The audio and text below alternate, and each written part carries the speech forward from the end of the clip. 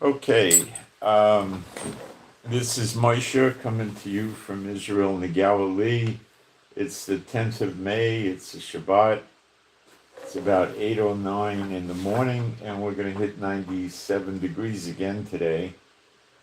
It was 97 yesterday, and and then tomorrow we're going to hit 95, and then we go back down to the mid 80s, 70s, and it bounces around. Very unusual weather. Today is going to be a rather important, not the news, biblical prophecy day, because I think I'm using the word may, have had my world rocked with prophecy again by the Lord. And I'll go through it all with you. It involves the two witnesses. Yes, Elijah is Elijah, he's the witness, but we're going to take a really hard look at Apostle John being one of the two witnesses, or perhaps just an apostle, which is not really, or an apostle, I shouldn't say just an apostle. And we're going to take a look at this. And then who is the other two witnesses? Now, the Lord was kind of tapping me on the shoulder this morning to go into YouTube and look at what they were saying about the two witnesses. And periodically I do this. I like to see what they're saying. Okay? And we know Moses is not one, because it's elected unto man to die only once. Moses died. King David died. We know all this stuff. We know there's going to be an anointed prince in the next temple. We also know that Apostle John's father, which is where the lineage comes from, was Zebedee, a Levite. Levites is, not the house of David, okay? So David shall never lack a son to sit on the throne. So the anointed prince would be the line of David. Apostle John isn't. So what I found out, and I may have maybe known this 20 or 30 years ago, and I never paid much attention to it, because I used to go through apocryphal and pseudepigrapha books. See, the Bible mentions dozens of books that are not in the Bible. It's a huge amount. I think it's 60 or 40 or 80 or I don't think it's 80. It's a lot. I just started working on this today. And there's two books, one called the Book of Elijah, another one called the Apocalypse of Elijah, which is the one I'm focusing on more, but it rocked me.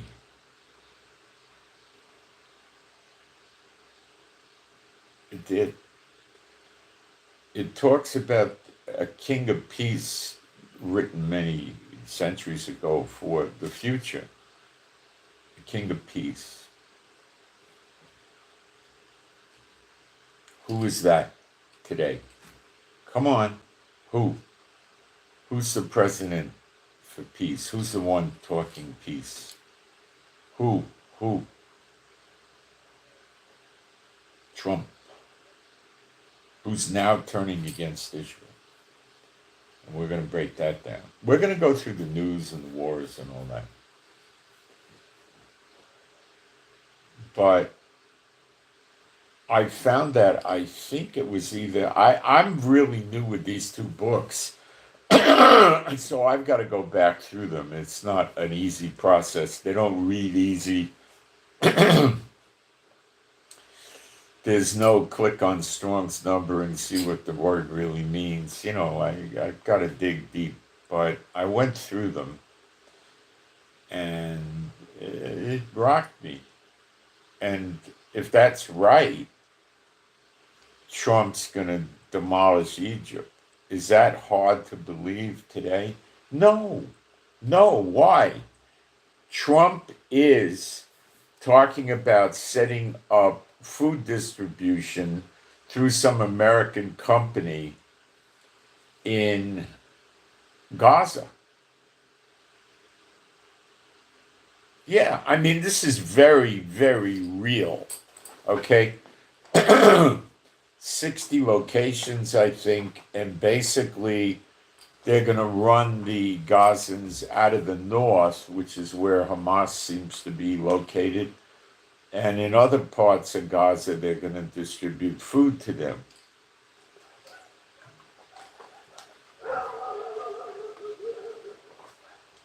Probably water, cooking fuel, probably medical stuff and all that, supplies. People need medicine, I assume, for stomach, kidney, heart, blood pressure, stuff like that, diabetics, That's is opposed by Hamas. That just came out. They oppose this idea. And how in the world can you put civilian company in there that's in the food business to distribute food without military protection? If Hamas opposes it, Egypt opposes it. Guaranteed. And Egypt has over 100,000 troops on the border with Gaza in Egypt, in the Sinai Peninsula, and they're right under Gaza. And they're getting weapons from China, which is supposedly good weapons. Now, India, before yesterday, they may have lost more planes yesterday, but they lost 5 jets. And the rumors were coming out that the Pakistans were shooting anti-aircraft missiles at them. And now it's coming out that these are the advanced Chinese jets that were given to Egypt that did it. Now, this is not a 5th generation jet like an F-35, okay? It's what they're calling a 4.5 generation jet. So it's kind of very difficult to get a missile lock on it, but not quite as hard as an F-35, Something like that. So it's between a 4th and 5th generation. That's what the military analysts are calling it. China would probably tell you it's 5th generation, but so what? China can say anything about themselves, right? So, am I having trouble believing Egypt and Trump have a spat that blows up over Gaza? Is Egypt not positioned to invade Gaza and help Hamas?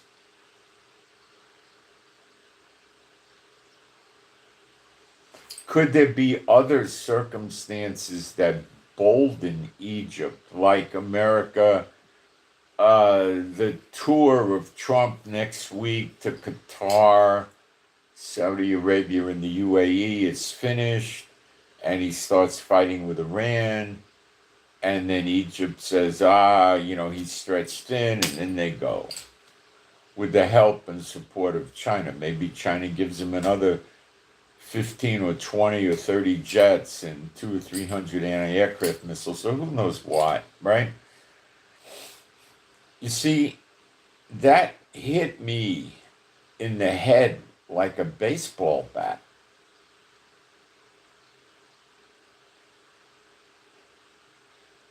It did. It was a little bit too good.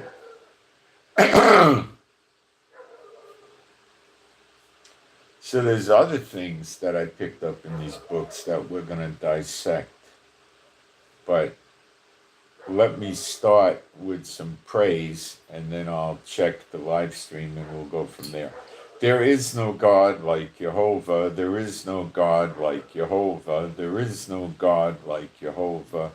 There is no God like Jehovah. There is no God like Jehovah. There is no God like Jehovah. There is no God like Jehovah. There is no Messiah like Yeshua. There is no Messiah like Yeshua.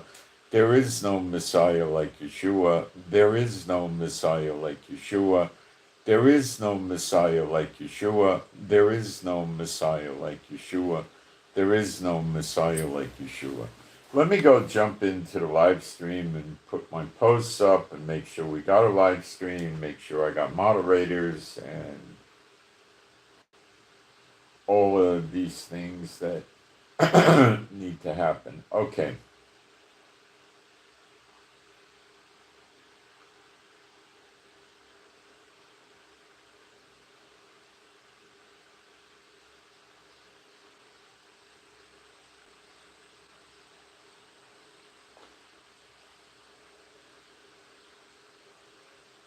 Well, I got moderators,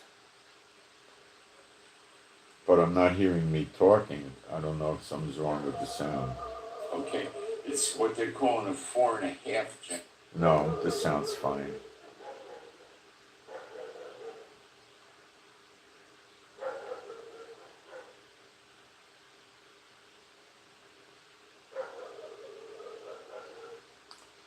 Guys, you know that if I made a mistake, I'm not afraid to admit it. I've done that before.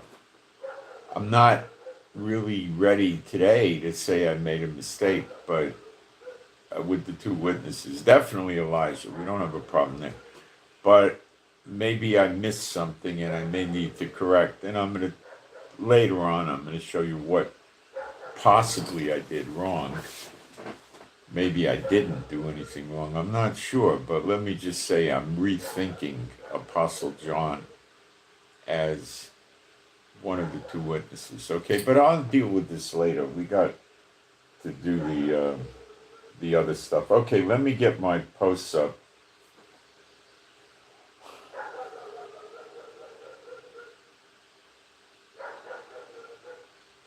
You got to remember, I'm in the flesh, and people in the flesh can make mistakes.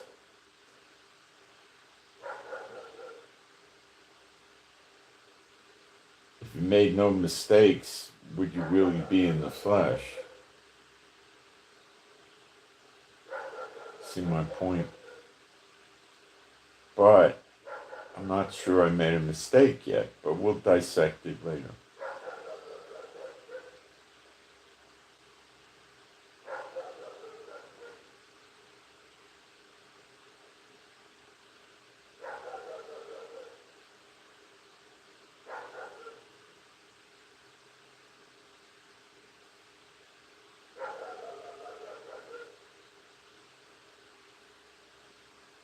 I got a typo.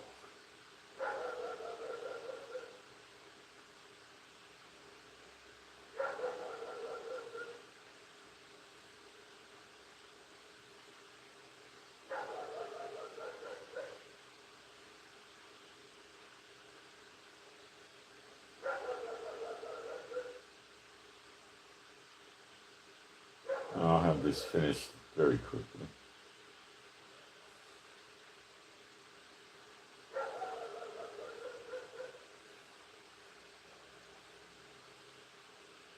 I'm going to get my email up.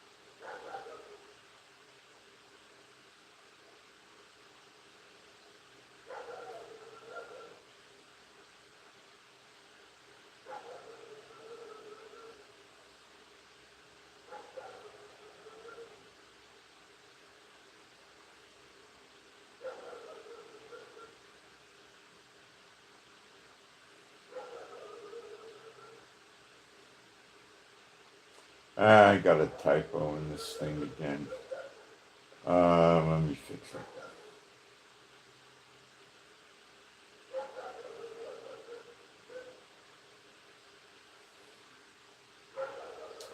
I gotta concentrate. If I try to talk, I get typos. Plus, this iPad doesn't operate very good anymore.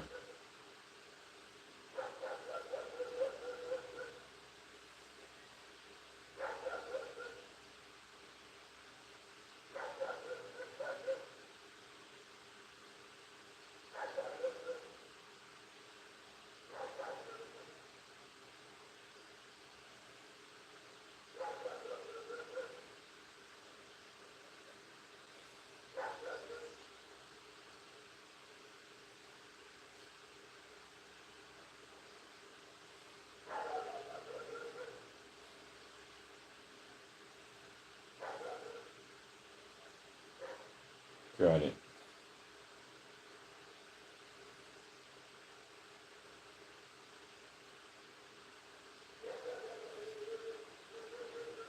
Okay, I got that all done. All right, let's talk about the war. So, India and Pakistan are really escalating. Um, Pakistan had military bases hit. India's getting strikes in military bases. They evacuated, or they're asking the people by the border, Pakistan to evacuate. The other day, yesterday, or was the day before, they had the biggest dogfight since World War II, most people think. There was 125 combined, both sides, aircraft fighting each other. Indian aircraft is attacking inside Pakistan territory. They're predominantly shooting missiles and using aircraft and drones. Believe it was Pakistan used at least 300 drones against India yesterday. That's a huge amount. Some are saying it could be 400. Their drones are coming from Turkey. The India drones are coming from Israel. It's just now that we realize that India is buying drones from us. We didn't know that before. Well, maybe it was released and I never saw it. I don't know. Could have been.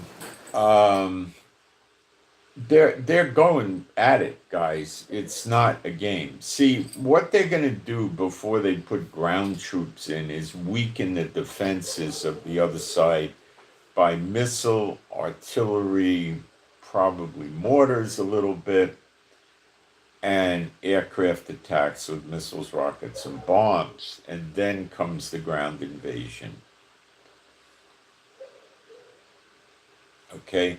Pakistan will try to get that area, I think it's called Kashmir in India, where the dams are, and attempt to take control of the dams and keep it.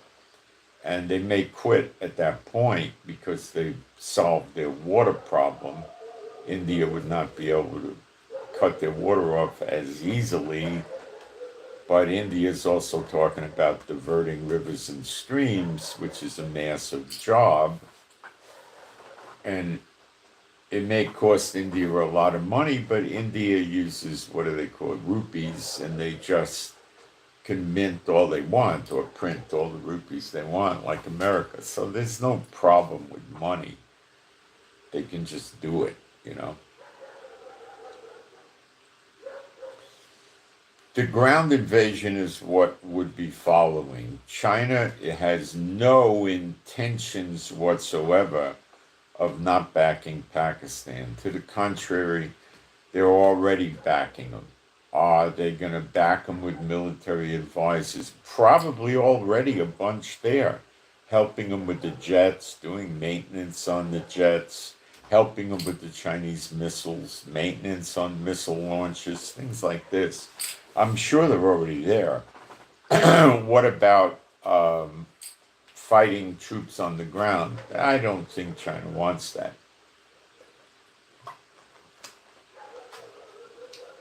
Both navies are active. It's full blown.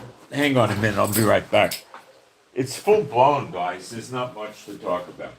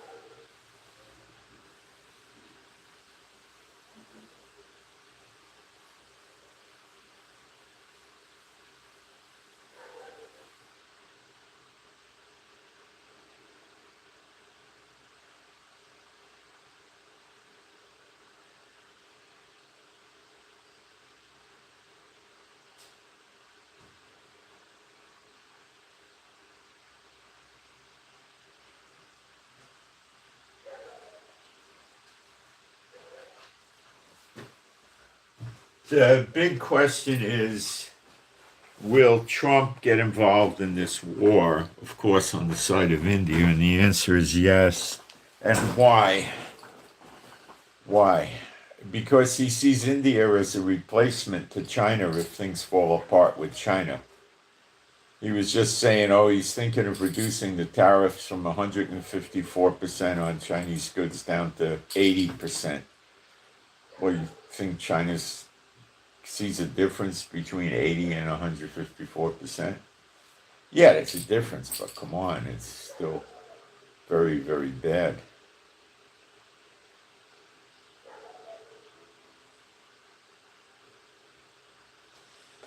Trump will get involved, or there won't be in India.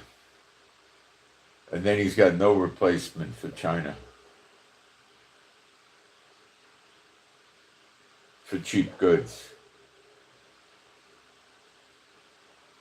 Okay?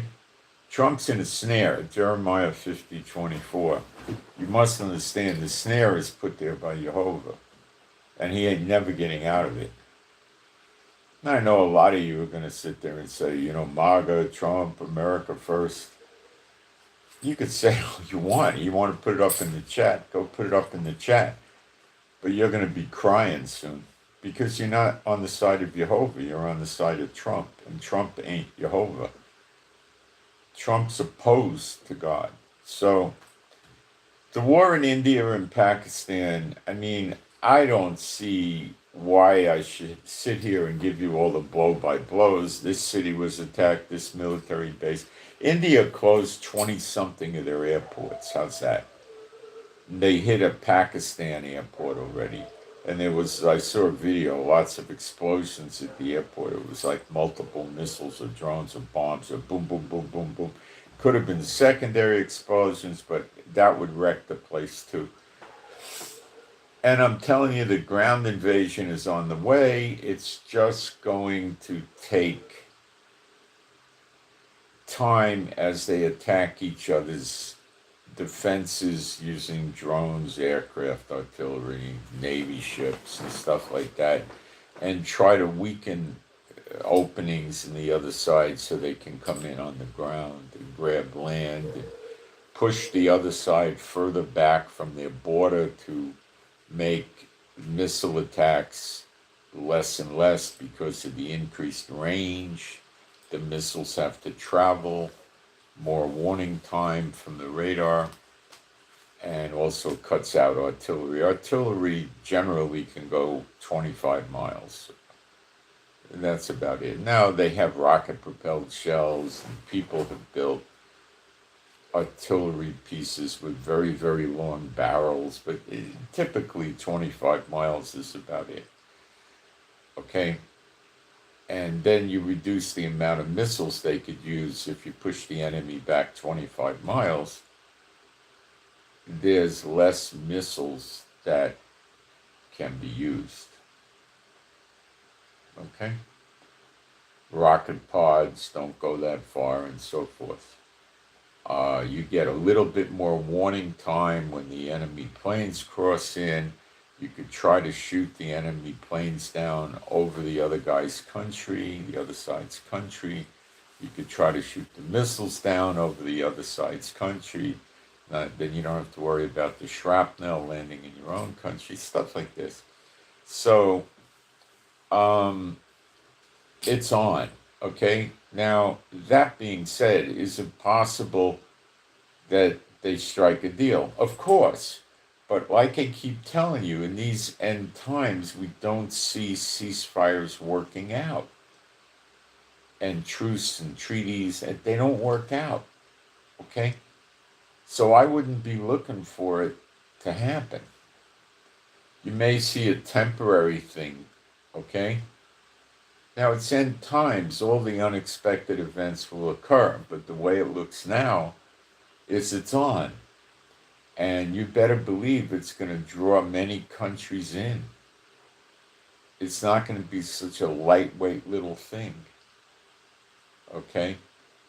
And once America gets involved, then Russia, Iran, North Korea, and China are going to really licked their chops because they could get Trump embedded in this Indian-Pakistan war, they would hope, as well as a Middle East war, and then all they got to do is just encourage Iran to attack the American bases in the Middle East region, and now Trump's in a two-front war.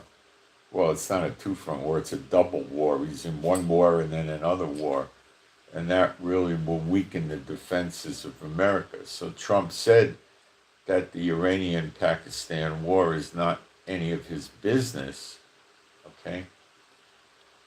And I don't think that's a true statement, because he's going to help India with weapons, almost for sure. I mean, 98% chance, you know?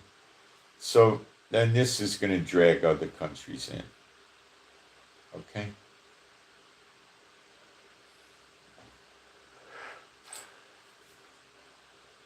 If they don't get involved, and China already is involved with Pakistan, then Pakistan's going to take a big piece of India and weaken India, or who knows what they'll do to India. India will be in trouble. Look, Pakistan's a Muslim majority nation, an enemy of Israel. India is Muslim minority nation, but they got millions, and the Hindu majority, which is with the enemy. They're not especially interested in destroying Israel, but they have recognized the Palestinian state for decades. So what friend of Israel are they really, you know? See, Netanyahu's a jackass, and he trades and gives weapons to a country that recognizes the Palestinian state, because the only side Netanyahu is on is the side of Netanyahu.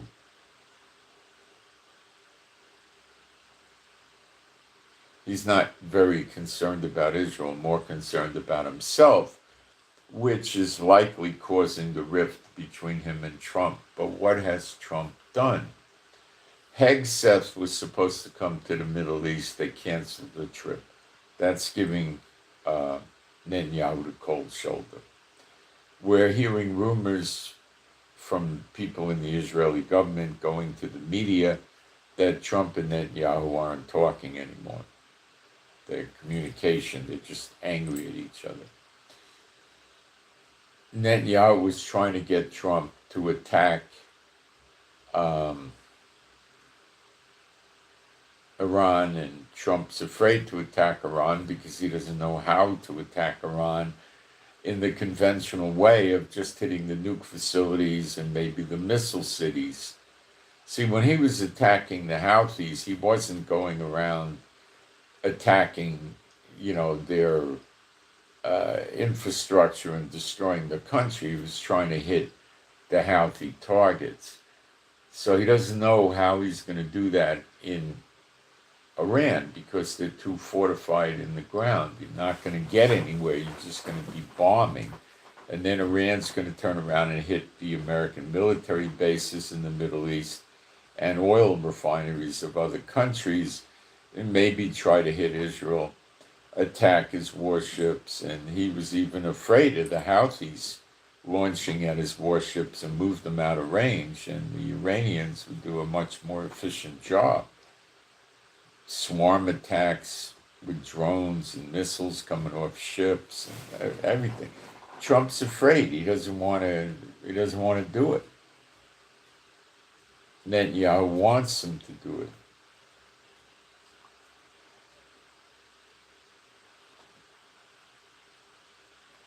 So they're having a problem, and that's going to evolve into other things. Why the heck is Trump taking it on himself to go into Gaza and set up the food distribution? Let me tell you something. The Ukraine people have it tough now, don't they? Sure they do. Has anybody talked about giving humanitarian aid to Ukraine?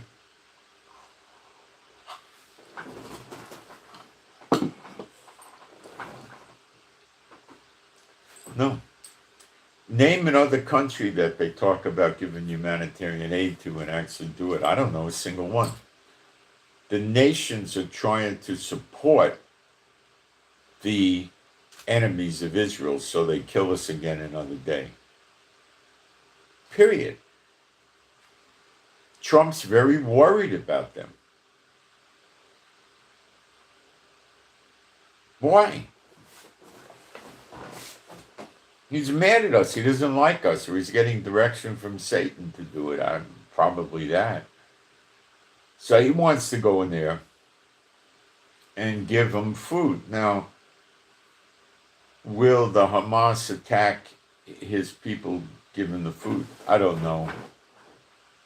Maybe yes, maybe no. It depends what they do for security setup, how that works out. I don't know.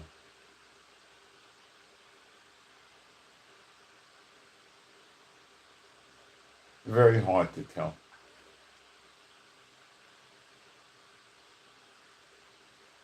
I'm unsure. We got to see, but it looks like from these other books, we know Egypt's going to get it really bad. Okay? And they go on a diaspora or a captivity for 40 years and then they come back. They get messed up pretty bad.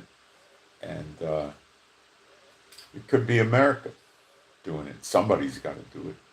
So, I'm looking at that. Okay? So Trump's Middle East tour is not stopping in Israel. Trump's deal with the Houthis is leaving Israel out. Basically, the Houthis are saying they're still going to attack shipping as it's tied to Israel. So for months, what they did is attack any shipping company's ships if one of their ships went to or from Israel.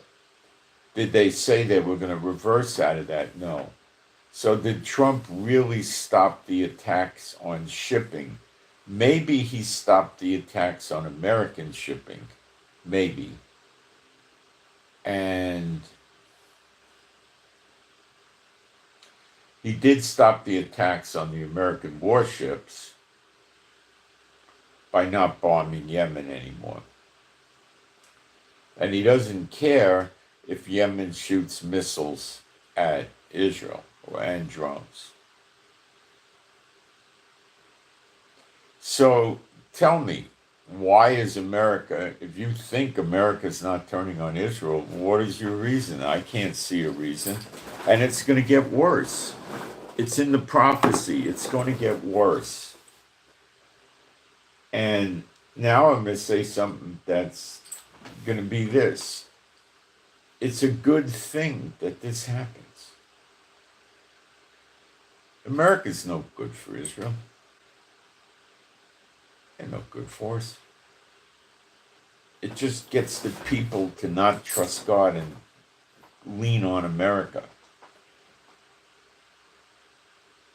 Trump's another S-spot, just like the rest of them. They all don't like Israel.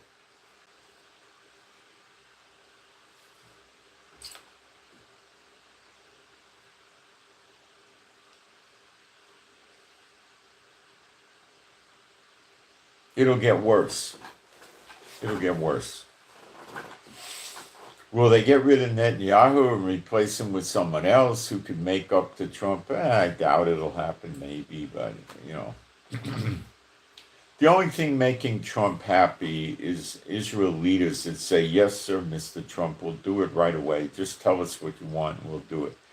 In other words, it would be like the prime minister of Israel is an employee of Trump. That's the only thing. Is Trump trying to do this to get the people to do a vote of no confidence and get rid of Netanyahu? Maybe. Maybe. That doesn't mean it'll work. If it does work, you would get Naftali Bennett, probably, who we tried for 6 months or something as prime minister. He was no stinking good.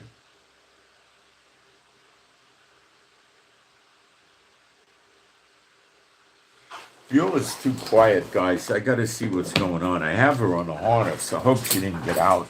Let me see what's cooking. Hold on.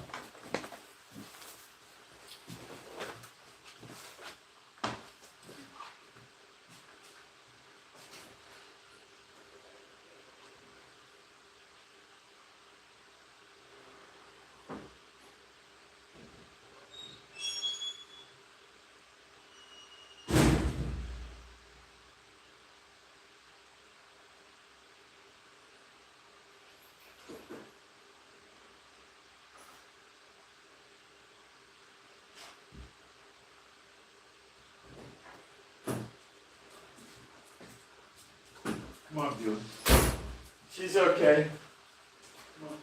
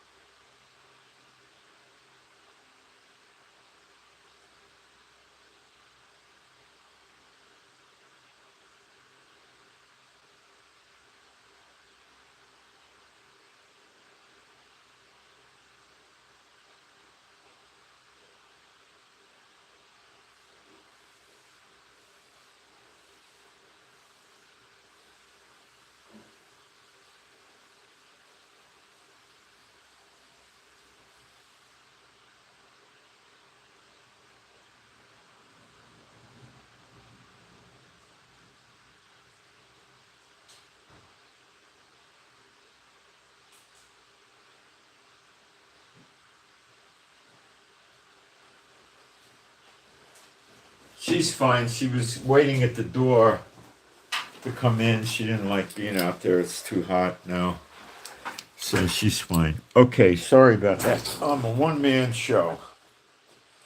So we should welcome Trump turning on Israel because it's showing us that the redemption is closer. You got to think this way. If you're not a real believer and you're following church doctrines, you're not going to go for this.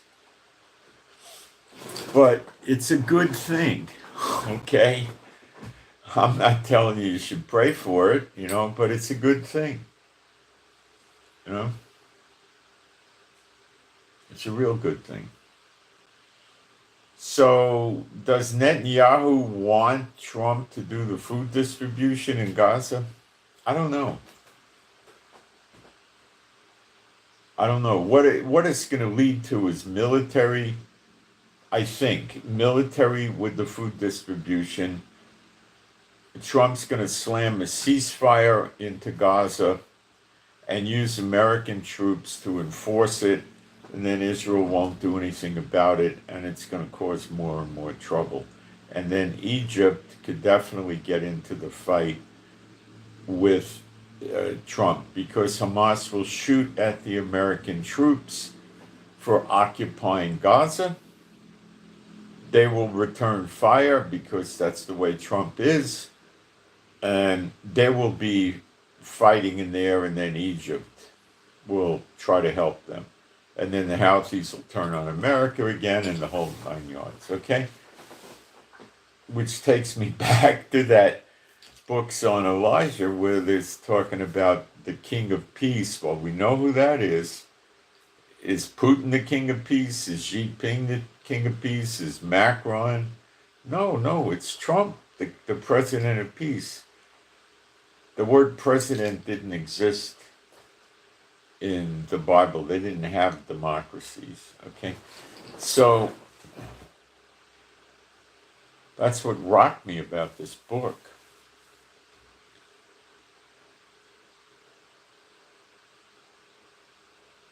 So things are going to escalate here. Netanyahu and all the leaders Israel ever had are working with the unclean spirits, and so is Trump. And they're all bad for Israel. The life in Israel is crappy. It always has been. Terrorism, wars, bad economy, high taxes, this and that. It's a very hard place to live. Very hard place to live. Okay? All right. So the situation in the world is, deteriorating. This thing with India and Pakistan has the potential to be massive. when you take China and Pakistan and India and lump them together without any other countries joining in, you get 3 billion people. Is it possible that these knuckleheads will start killing tens of thousands of people in both countries? Sure is. Modi's a Hindu, he's a heathen, and Pakistan is heathen, so why wouldn't it work? They don't care about that. Modi wants his people to worship statues of women with 8 arms. What kind of humanitarian is that?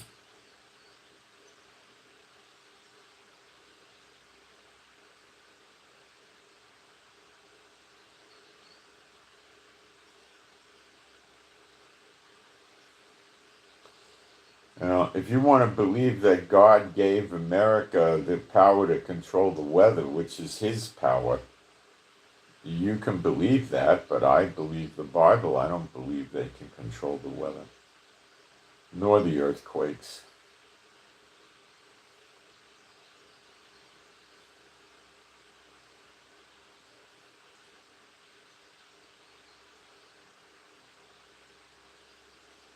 What is the difference between your purpose and your duty? I don't understand what you're asking me, or why you're even asking me.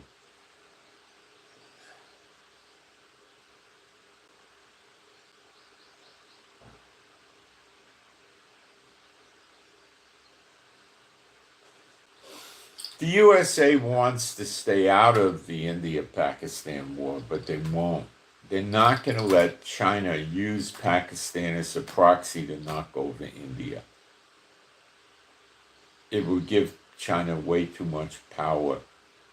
Okay? China and Pakistan together can knock over India rather readily and easily. Okay? That's the deal. Azerbaijan and Armenia, they're involved with Iran. They might get involved in the fight with Iran, that kind of thing. They might get involved with India and Pakistan too, you're right.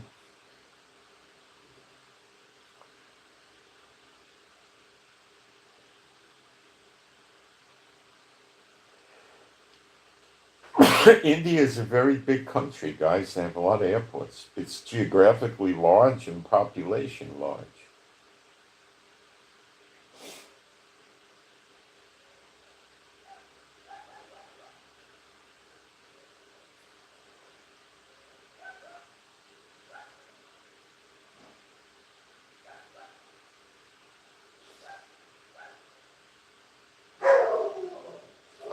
Sanction both countries? I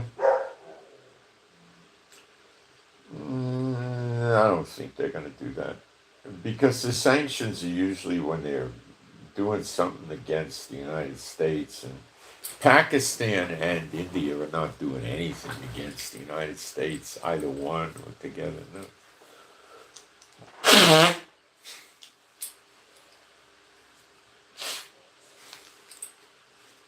There's a meeting with Iran tomorrow in Oman, Sunday in Oman, about the nuclear treaty. You'll see, I don't know how bad Trump is going to backpedal on the nuclear treaty with Iran, but he's getting scared now, real scared. He got into a war with the Houthis. Don't think he didn't declare war on the Houthis. If you bomb them every day around the clock, is that not war?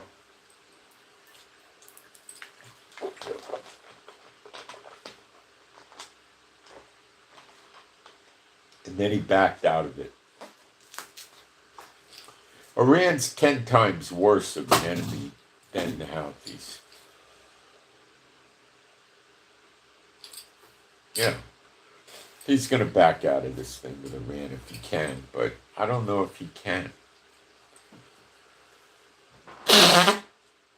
What we know from the Bible is that Iran in Jeremiah 49 is called Elam, E-L-A-M, and it can include Iraq and pieces of Syria as well.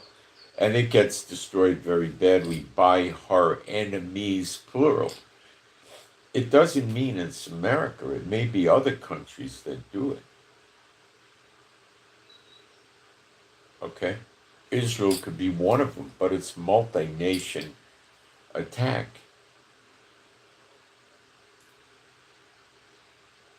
Okay? It doesn't have to be America.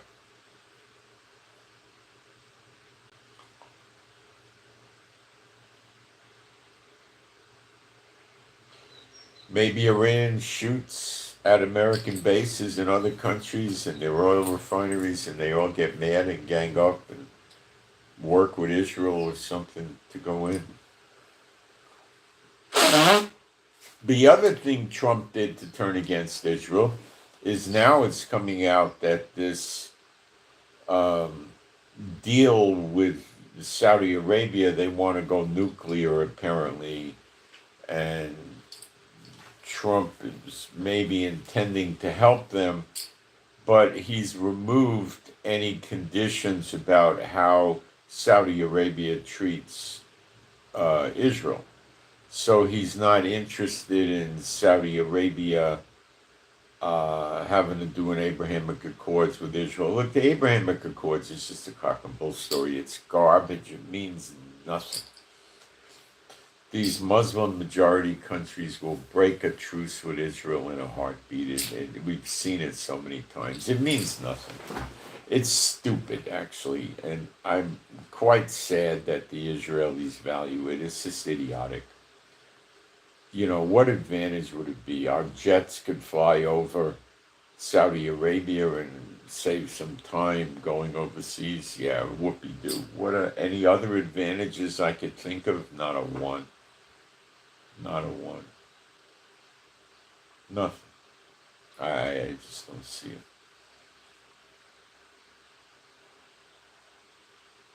Don't see it. So things are going to get worse. Now, we don't know what's going to happen later today or tomorrow or the day after in other parts of the world. But other wars can break out too. The Houthis in America will probably be back fighting again. I don't, you know, Trump goes into Hamas with the food, the Houthis will sit still for that. Once he puts soldiers in there to protect the food and the distribution, which he has to do now, the Houthis will get mad. Now, if he uses Israeli soldiers to protect the food, the Houthis and the other Arab countries will get even madder because they'll see Trump entering into the war. And Trump's doomed. He's in a snare. He ain't going to get out of it. And we're not going to be able to predict every little twist and turn as it develops because it's going to be full of surprises and shock and awe, and we're not going to know it until it happens. The saying, hindsight is 20/20 vision, is going to be what's applied. When it happens, we'll know. But there's stuff you're not going to expect that's going to happen. Do I think it's in the cards, or the prophecy, I should say, that Trump will attack Canada militarily? No, I don't think so. I don't see that. Can he attack the cartels in Mexico? Yeah. Can he do that? Will he do it? Likely. A few targeted strikes and that kind of thing. It's not going to be any big deal. It's going to irritate. It's going to irritate Mexico and turn them against America more so. That's for sure. But I don't think it's going to be any, big war fight or anything like that. Let me just get down here.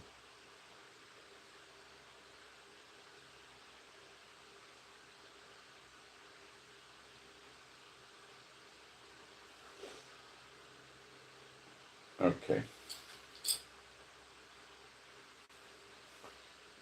I do take questions if anybody has questions, you could put them up in the chat. You could email them to me. My email is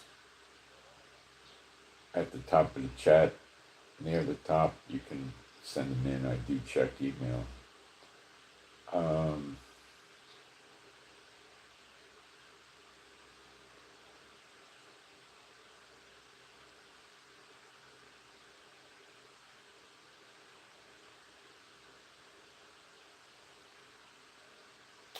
There were a lot of explosions heard by one of the airports in India called the Srinagar Airport. Sirens were sounding across the city. So Pakistan likely hit their airport successfully. Likely, but I don't know for sure.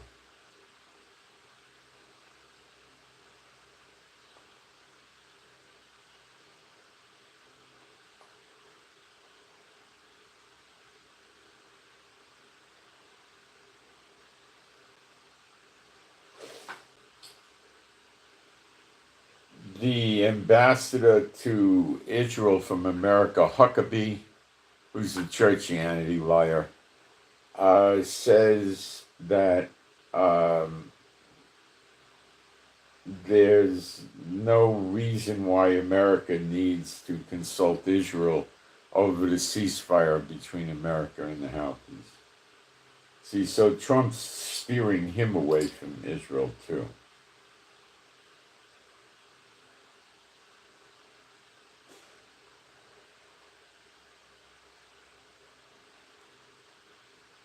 Okay, a couple of prayer requests. The first one is for EB Echo Bravo, EB Echo Bravo, EB. That EB would walk with Yeshua and Jehovah with peace, joy, and calm. EB Echo Bravo would walk with Jehovah and Yeshua with peace, joy, and calm. Next is a multiple toss request for a temporary endless salad, not forever and ever, but for several days, let's say. The people involved for the endless salad toss request is PJ Papa John, DL Delta Lima, and KL Kilo Lima. So for PJ, DL, and KL, for several days, endless salad toss request on these characters.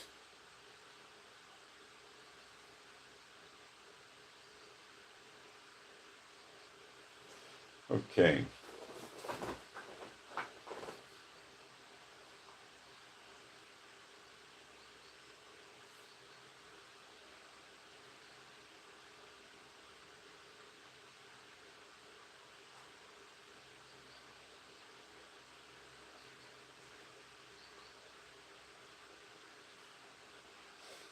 Let me check the live stream quickly.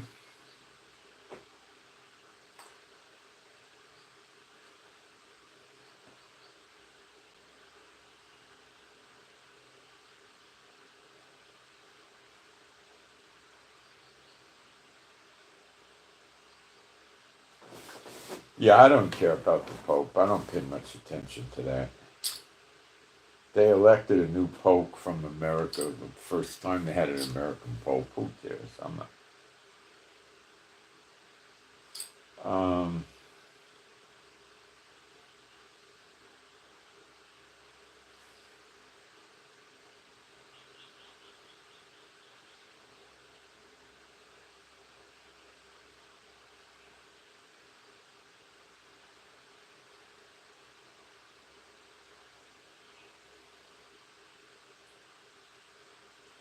All right. So I read the Apocalypse of Elijah briefly. I don't know, it's 10 pages or something like that. I don't know what it was. I didn't count them. Maybe 50. It depends on the page size, I guess. Anyway, it talks about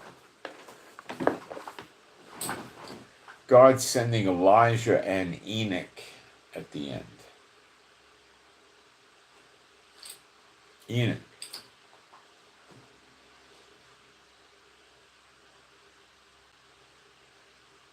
Wow.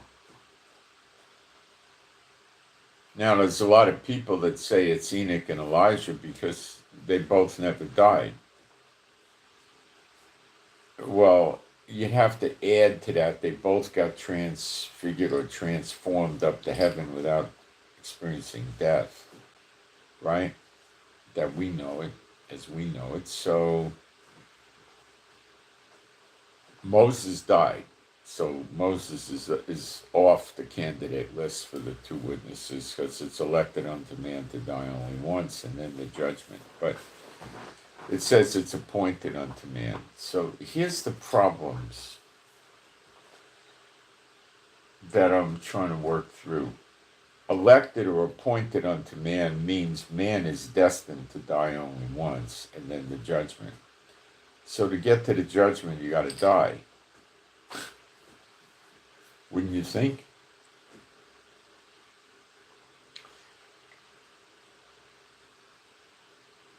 Now, the righteous are judged in Revelation 20 in New Jerusalem. So does that tell us that there's not going to be more people getting saved after we go into New Jerusalem? It looks that way. Think about it. In Revelation 20, the rewards are given out to the righteous. So then there would have to be another judgment and giving rewards out. Let's read it to the others. Well, maybe it's not just a judgment. Maybe it's not a judgment. Maybe it's just rewards. Let's read it. Revelation 20.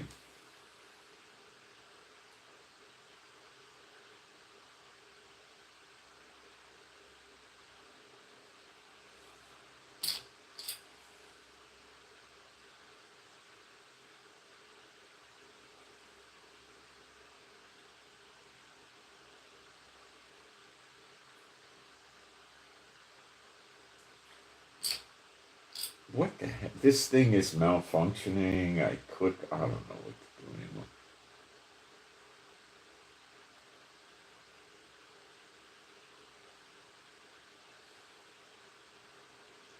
This thing is driving me crazy.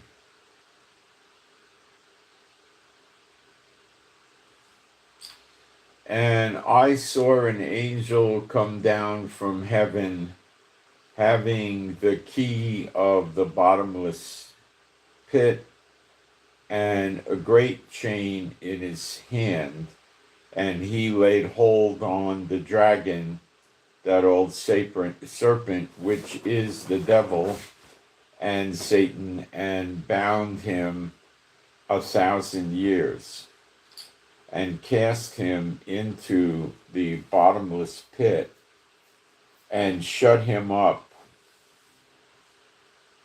and set a seal upon him, that he should deceive the nations no more, till the 1,000 years should be fulfilled.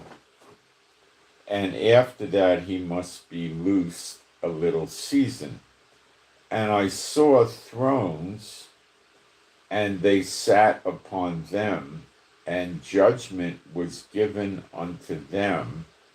And I saw the souls of them that were beheaded for the witness of Yeshua and for the word of God, and which had not worshipped the beast, neither his image, neither had received his mark upon their foreheads or in their hands, and they lived and reigned with Christ 1,000 years. So they're in New Jerusalem with Yeshua. But the rest of the dead live not again until the 1,000 years were finished. This is the first resurrection. Blessed and holy. Hold on.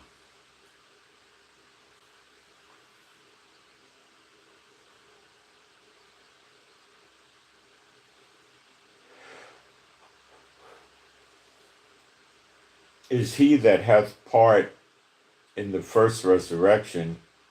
On such the second death has no power, but they shall be priests of God and of Christ, and shall reign with him 1,000 years.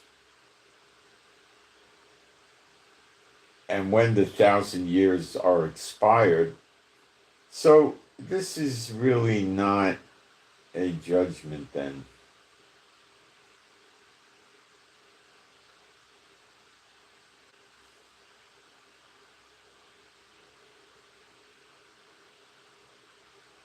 But it says judgment was given unto them, so it is a judgment. Sorry. That says that in verse 4, Revelation 24, so it is a judgment. And they thrones, and they sat on thrones. Well, that's definitely a promotion, right? I guess.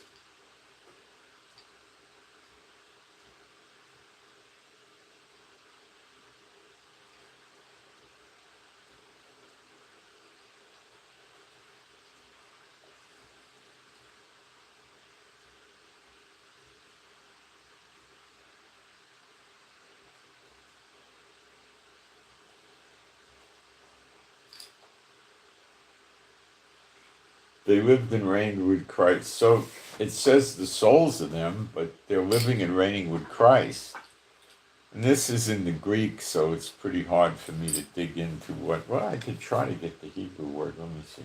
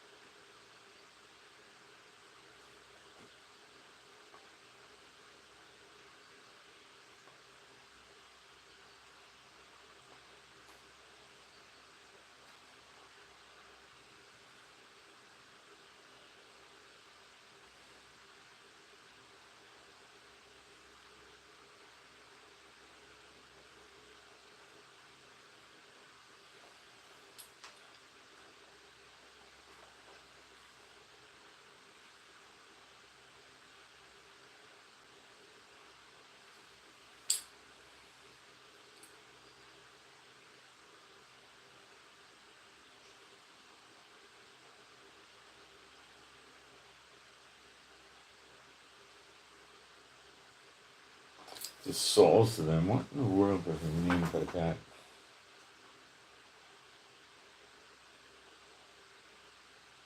The Greek is such a lousy language for the Bible. It's incredibly bad.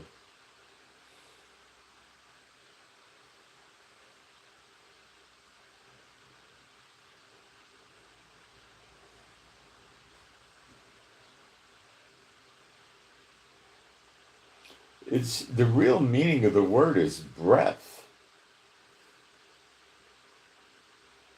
They say it's implied to be spirit, or nephesh is soul. But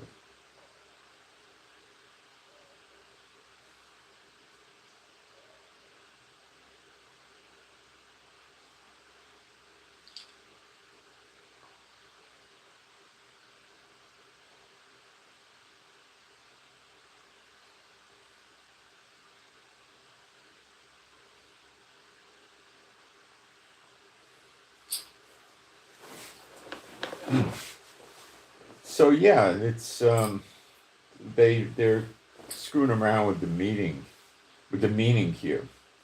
And I saw thrones, and they sat upon them, and judgment was given unto them, and I saw the souls of them that were beheaded. You see, they're adding all these words. What it's saying, the breath. And then they say, of them that were beheaded, for one word. Let's read that word. Strong's number 3990.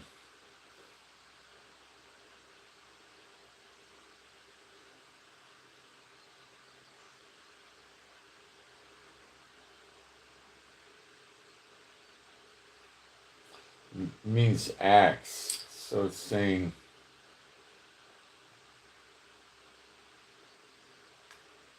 I saw the breath, it says, and the breath acts, AXE, for the witness of Yeshua and for the word of God. So it's those that got the axe. Okay, they're kind of right, but they push it a little bit too much.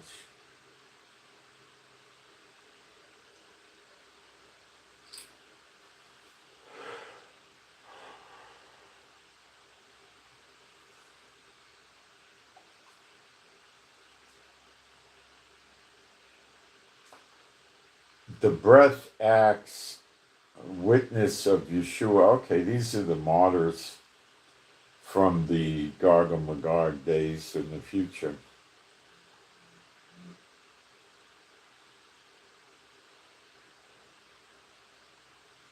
And then it says, and they lived and reigned with Christ 1,000 years. Okay.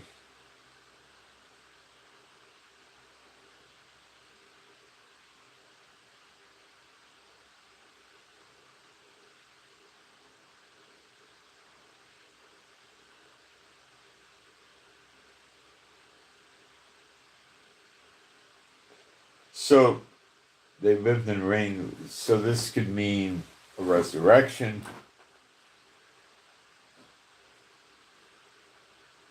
I guess. It's hard to imagine the head would get cut off and they would live, but I don't know what happens. I mean, we'll have to watch how this develops. But the rest of the dead lived not again until the 1,000 years were finished. This is the first resurrection. So the ones that had the axe or the head cut off constitute the first resurrection. Okay. A resurrection from the dead is not a rapture to heaven. Difference. Raising the dead is not going up to heaven. It's coming out of the grave. I'll be right back.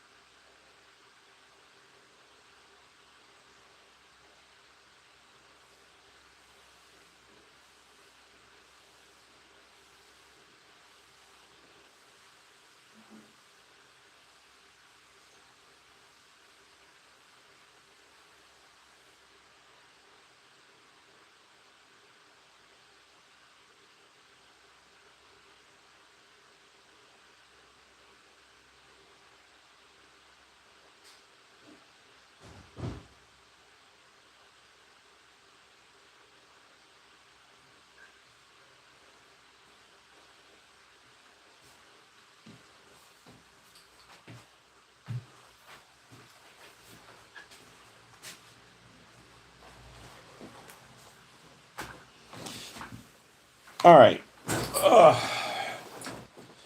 Let's get back to who's the second witness. We know Elijah. There's nothing to talk about there. It says so in the scriptures.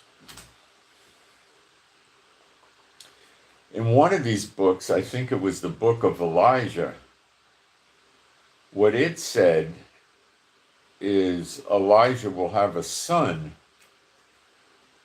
that will operate, in Israel. Now, I'm favoring the apocalypse of Elijah more than the book of Elijah.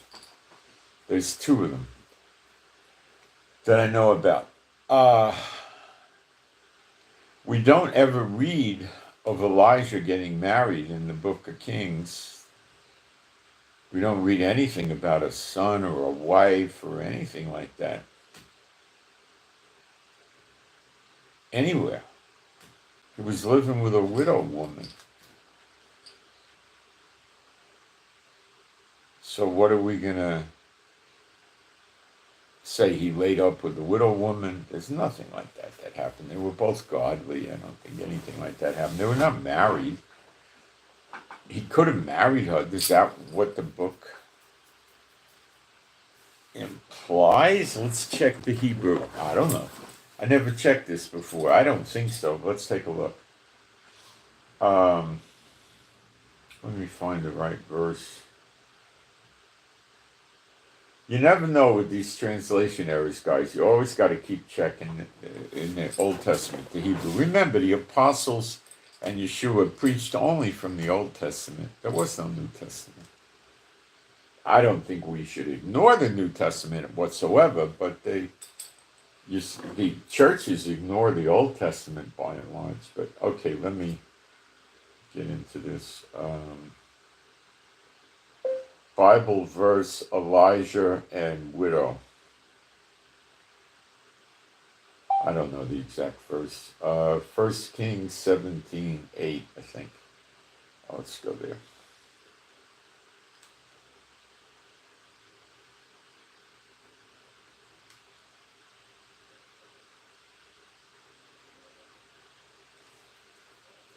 And the word of the Lord came unto him, saying, Arise, get thee to Zarephath, which belongeth to Zidon, and dwell there. Behold, I have commanded a widow woman there to sustain thee. Well, that doesn't appear to say to marry you. Let's go through it, okay? The word for widow is Strong's number 490. Uh-oh. No.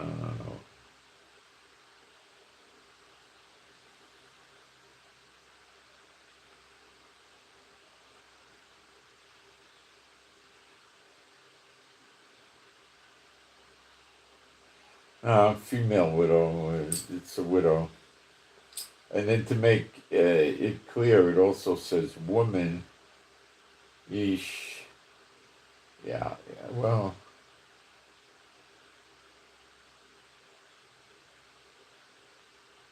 that word can mean wife. What the heck?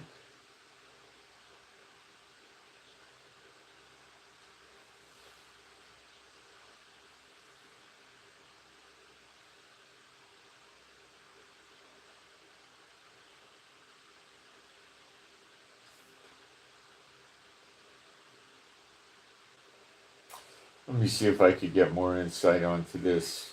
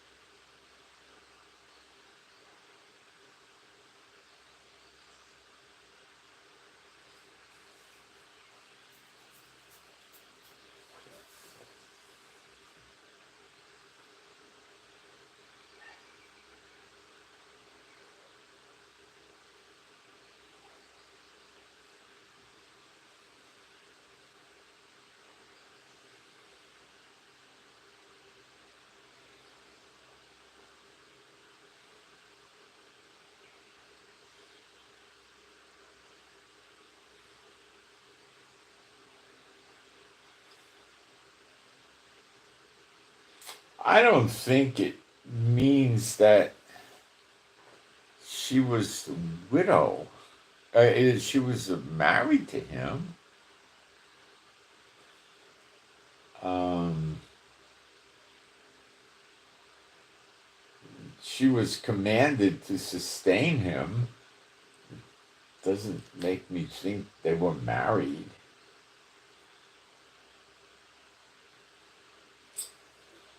When he came to the gate of the city, behold, the widow woman was there gathering the sticks, and he called to her and said, fetch me, I pray thee, a little water in a vessel that I may drink. I don't get led to believe he was married to her. I mean, the only thing you could come up with is avoid the appearance of evil. But I guess, he was living upstairs, right? She was downstairs or something to that effect. I don't think it's, no. So that's a big down on this because we get no indication that Elijah ever married. When he was going to be taken up to heaven, he knew it, and the prophets knew it. And he didn't go say goodbye to the wife or the child, which would be highly irregular, right?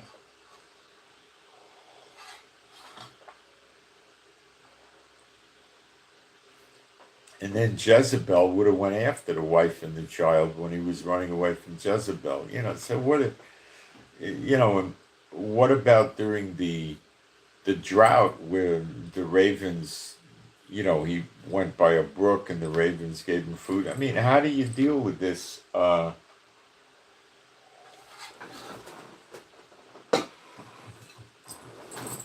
With the wife and the kid, and it just doesn't make sense. Unless it was the widow woman, and that doesn't, we see no indication of this. The child, the lineage of the child comes from the father, not the mother. The rabbis say the mother, it's the father. That is what determines the tribe. So the widow's son wouldn't have qualified to be Elijah's son.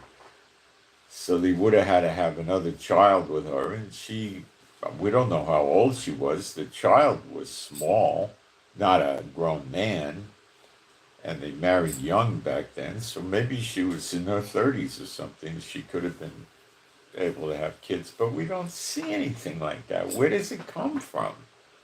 You know what I'm saying? I don't know about how to deal with that. I don't think you can get anywhere with that one. Because you're just absolutely fabricating out of thin air. Because we have nothing to go on. Okay? And the other problem is, it's appointed unto man to die only once. Let's check the exact words on that. Hang on, it's Hebrew 9:27, I think.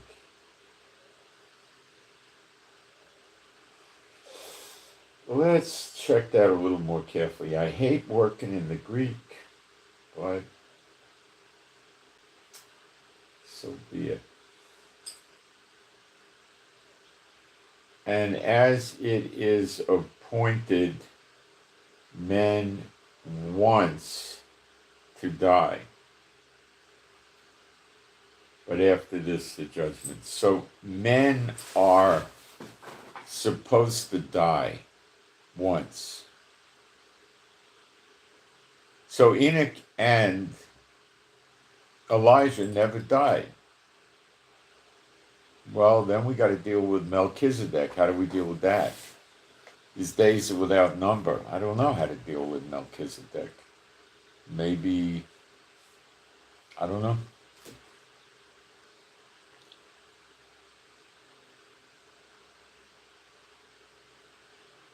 Maybe he wasn't a man.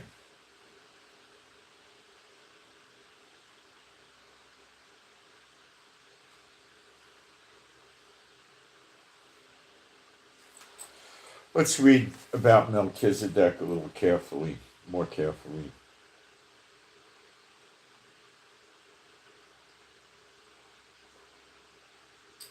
Bible verse, Bible verse Melchizedek.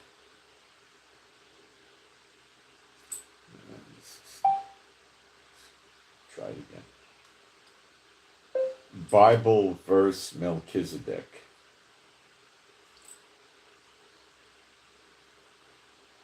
It doesn't know how to spell Melchizedek.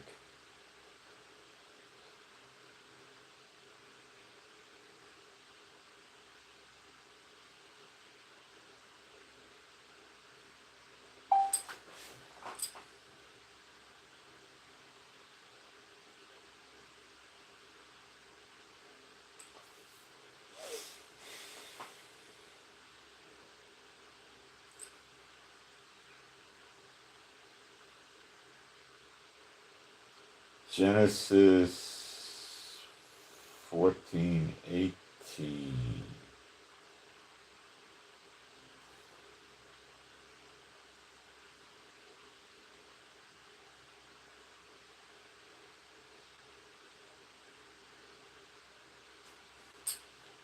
And Melchizedek, king of Salem, brought forth bread and wine, and he was the priest of the Most High God. Let's check the word. Well, it's Cohen.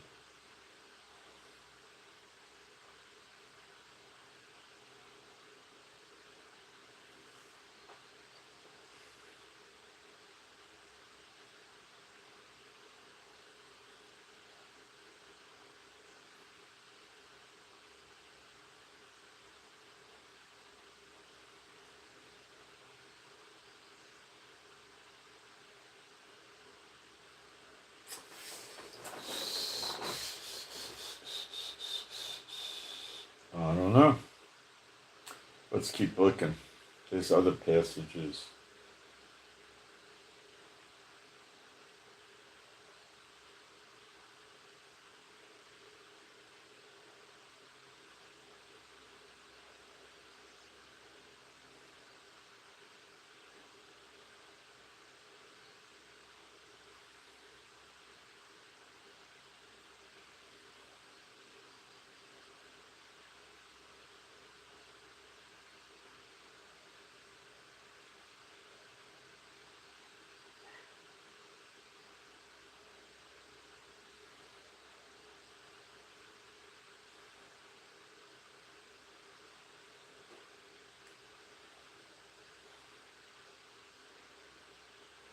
It says his days were without number.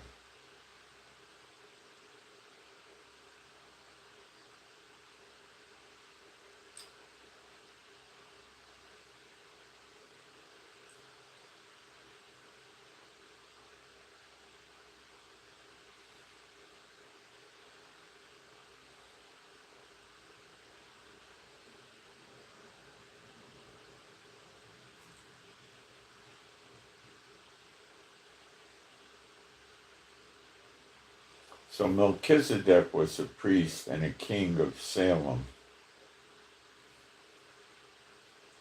Then they named cigarettes after Salem, didn't they?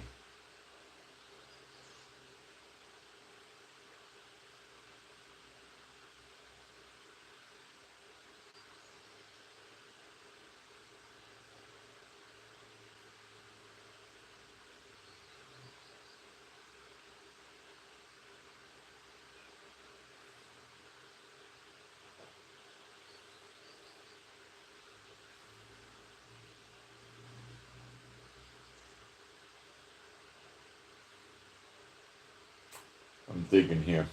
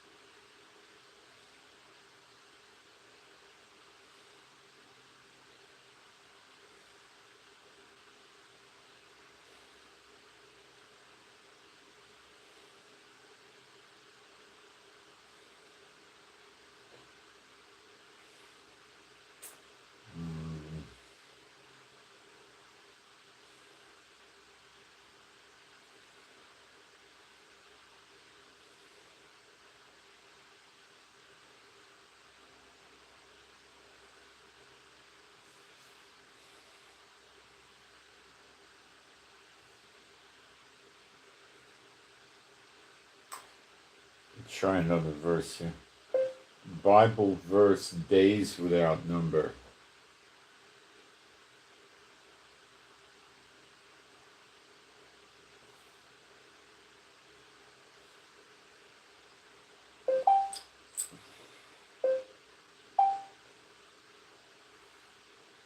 Bible verse,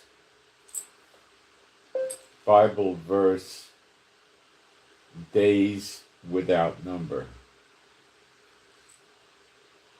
That might get me to the right place.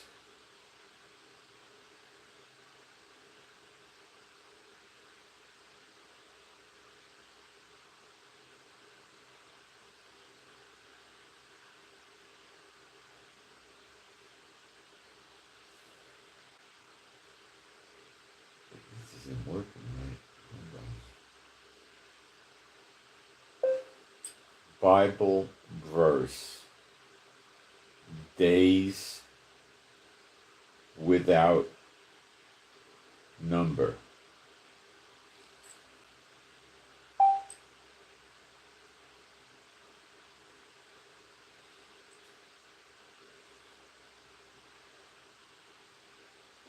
Oh, it's giving me the wrong verse.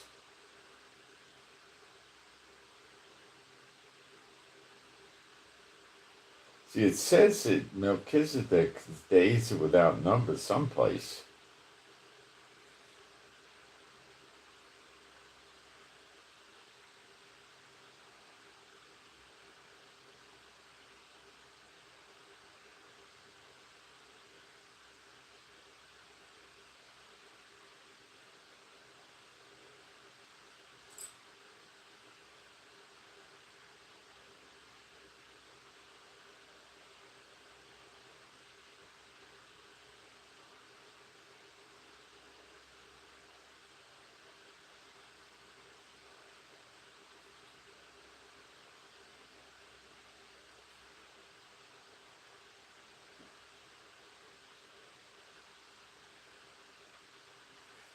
It's so annoying. They always give you the wrong verses in Google. Years ago, they didn't do that. It's like they doctored it. Okay, let me try this again. Bible verse,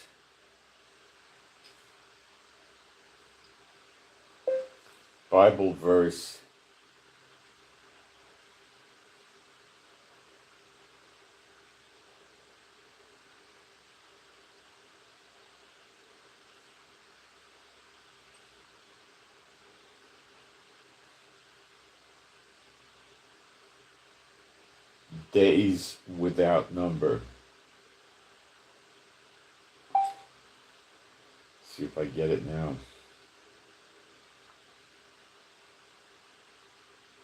Yeah, I got it. It's Hebrews 7:3. You got to fight with Google to get anything out of them now. Hebrews 7:3.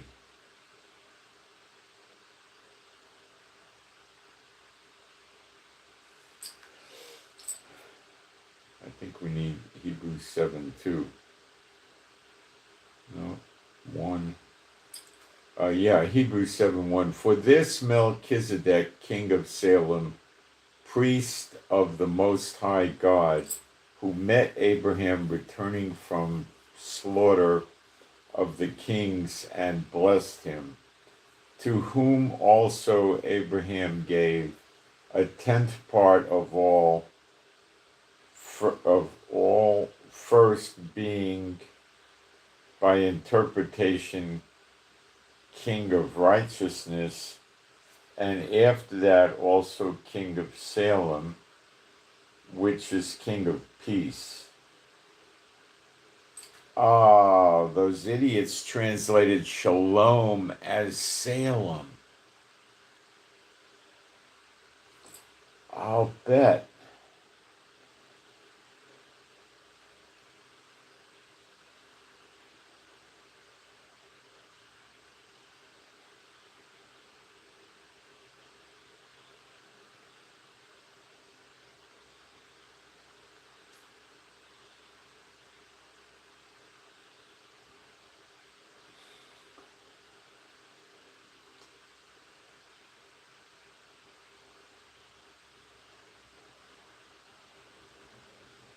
It means king of peace.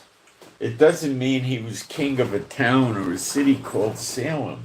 It's shalom. These morons, they never knew how to translate Hebrew, going back to Wycliffe and all of them, they never did. To whom also Abraham gave a tenth of all, being interpreted king of righteousness. That's Sadik. Yeah. Wait. Oh, it's Greek. I can't. Greek I have no patience for.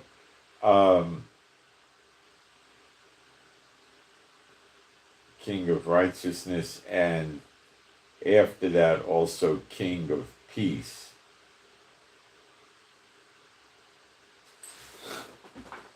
King of shalom, which is king of peace.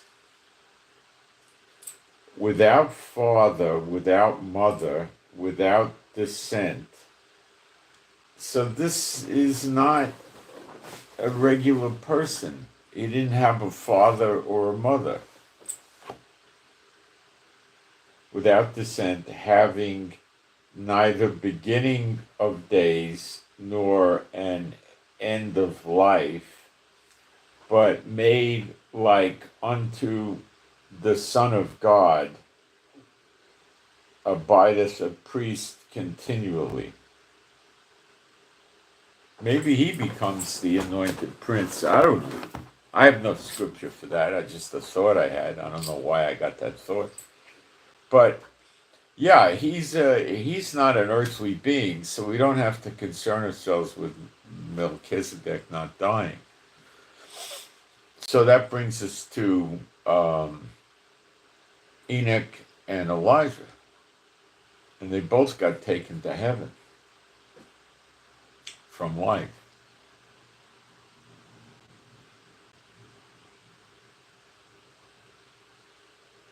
Very interesting, isn't it? All right.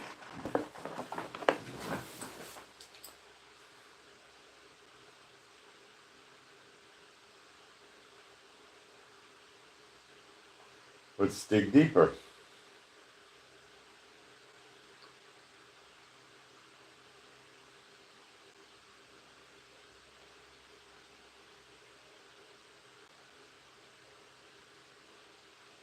Matthew 16:28.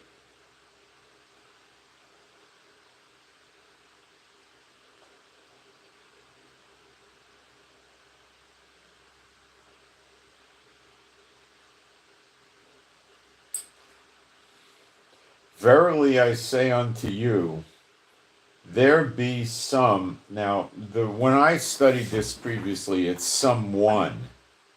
It's not some. The some is them throwing you off to think it applies to multiple people. It's someone is the way Strong's calls it.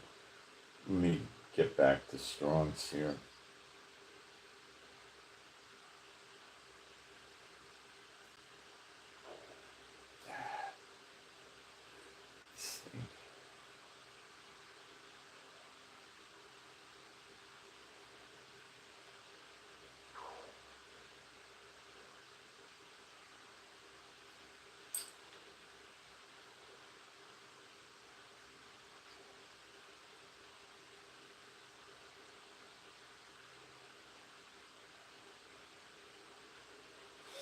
Strong says like he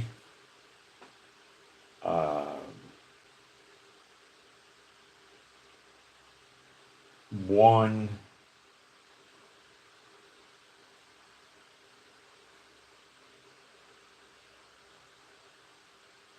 some man, something, somebody.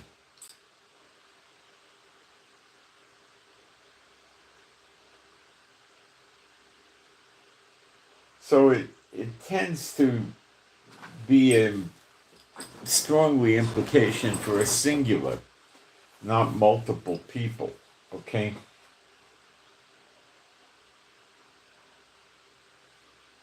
Verily I say unto you, there be some one standing here. So it's one of the disciples who became the apostles. which shall not, taste of death till they, but now it says they, wait a second. That's an added word, I believe, that's not in the text.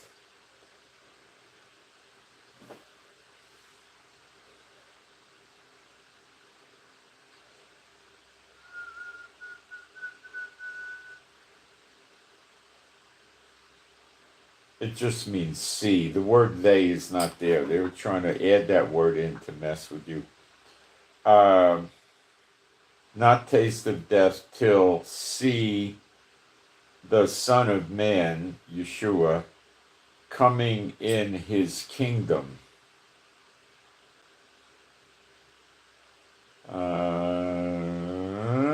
We got translation problems here too.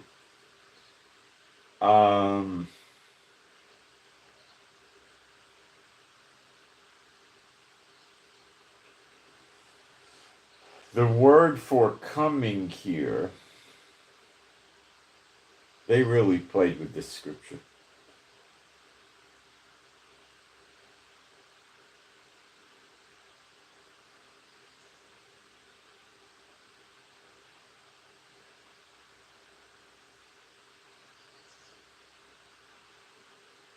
This is the appear word. Okay? Shall not taste of death till they see the Son of Man appearing in his kingdom. All right, let's check the word for kingdom. It's basilia. Okay? And that word is often means ruler.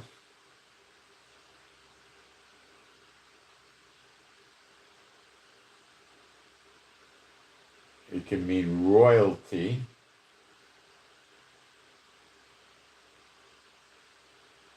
Or reign.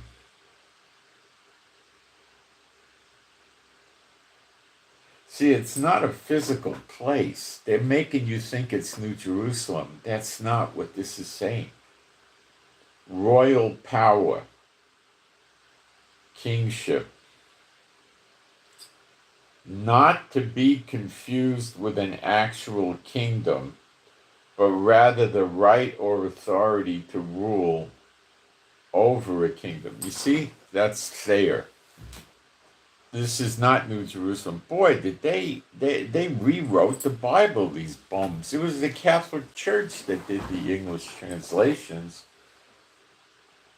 Verily I say unto you, there be some standing here, someone standing here, which shall not taste of death till see the Son of Man appearing in his rule, power. In other words, the risen Christ sitting at the right hand of power. It's Jehovah, his Father. They both appear. The Lord said, Psalm 110:1, the Lord said to my Lord, sit there on my right hand until I make your enemies your footstool. That hasn't been made yet, and it doesn't happen at the appearing of Yeshua yet. So, when that happens, it's the end of Gog and Magog and the tribulation, and then he comes down without Jehovah. Jehovah stays in heaven. So,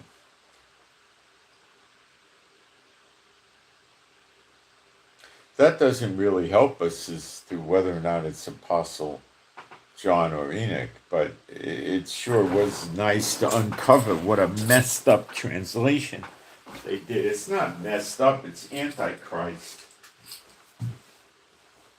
Be right back.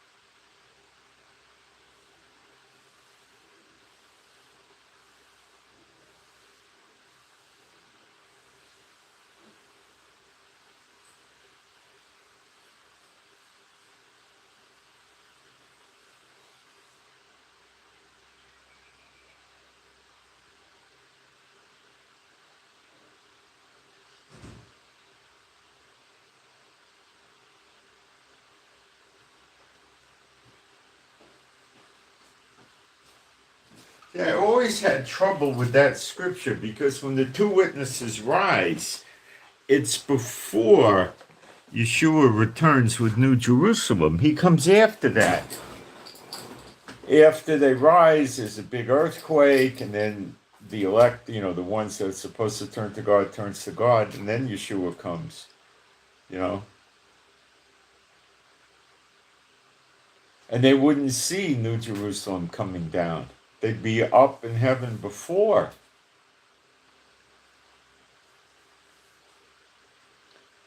See, I don't believe Yeshua can come until all things are restored. And Enoch and Elijah need to be back up in heaven with their father, if it's Enoch. It probably is. So, see, here's why I think it could be Enoch. And I'm still new with this, and I'm not dead certain, but I'm leaning there. So it says he set some in the church: apostles, prophets, pastors, teachers, and evangelists. Okay?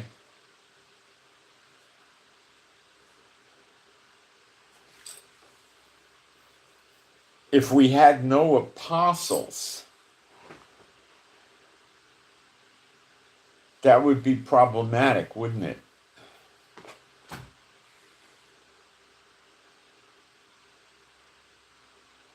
How would the ecclesia, the word church is ecclesia, the called out from among, okay?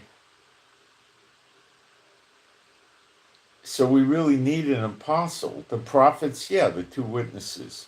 Do we need that when we're in New Jerusalem? I don't believe so.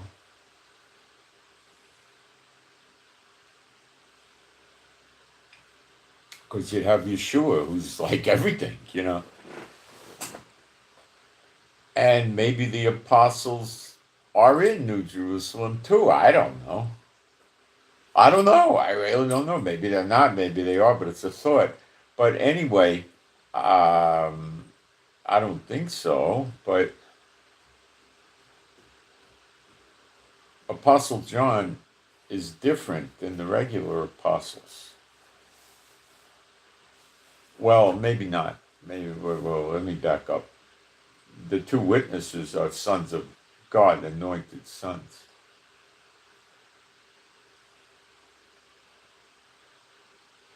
So Melchizedek is not a contender here because they die, and Melchizedek doesn't have to die or anything. Okay, so forget Melchizedek. So now we're on. If John was one of the two witnesses, he could still be an apostle with the congregation, right?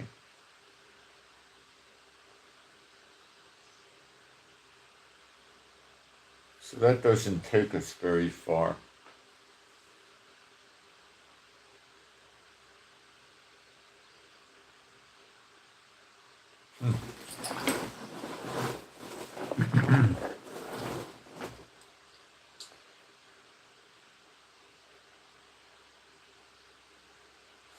Could John still have everlasting life and not be one of the two witnesses? Yes.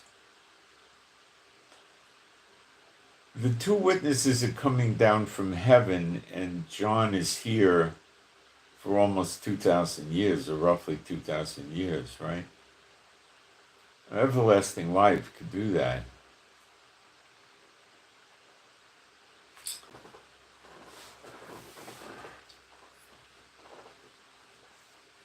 Well, how the heck does Enoch get down here?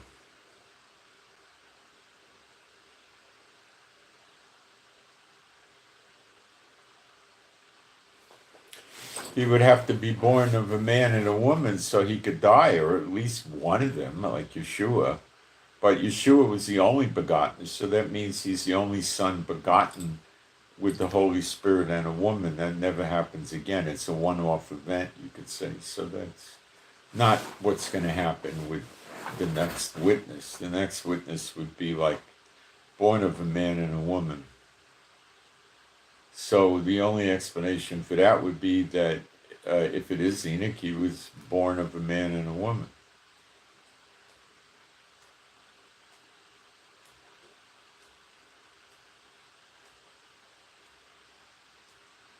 Nobody else got translated up to heaven without dying in the Bible except those two guys.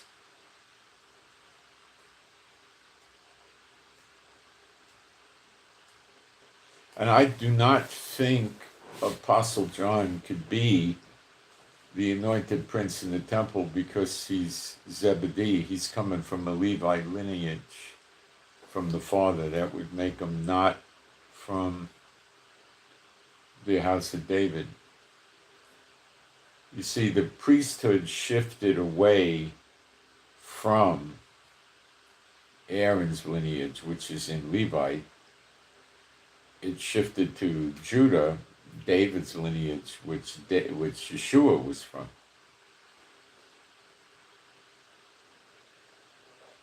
So the anointed prince would be, David shall never lack a man to sit on the throne. It would be from the line of David.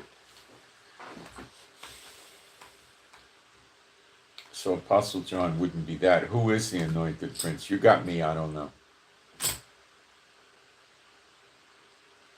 I've not been shown or taught anything about this really. Well, I don't know. Is he likely going to be like the two witnesses coming down from heaven? No, because in Zechariah 4:14 we only read of the two of them. Is there anything in Zechariah 4, the chapter 4, that would remove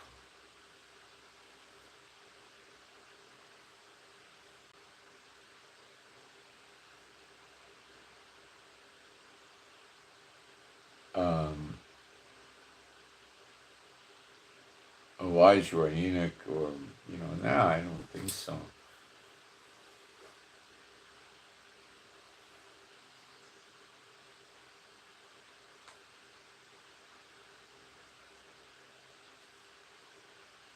Could be any of them. There's no real identifiers in Zechariah 4, nor Zechariah 12 or anything like that.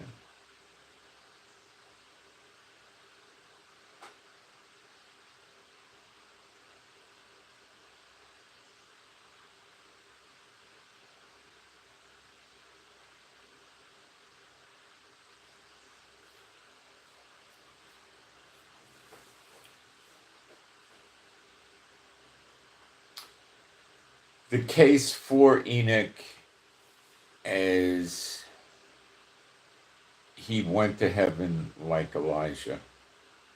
And he's probably going to come down to do the two witness bit like Elijah did, born of a man and a woman in a specific lineage of which, I don't know. I mean, what lineage would it be? I don't know. Likely Kohanim, Levi, and descendant of Aaron, but maybe not. I don't know.